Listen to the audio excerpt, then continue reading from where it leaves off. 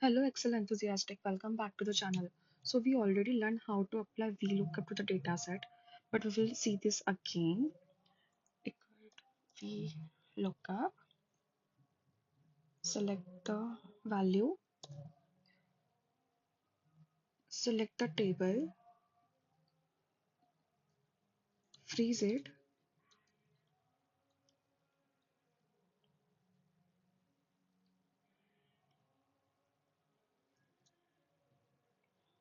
select the column number, suppose 3, and exact match. You have seen the value have been displayed.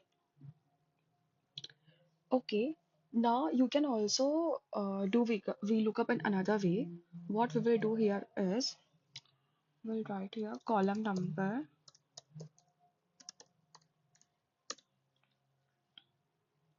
and you'll write any column number which you want to give from the data array, like maybe 2. So here when we give column number here, so you can also choose this one as a reference and press it, press enter.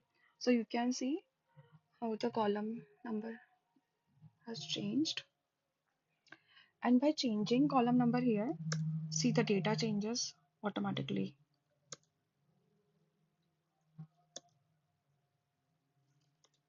Isn't this the easiest way to do a VLOOKUP?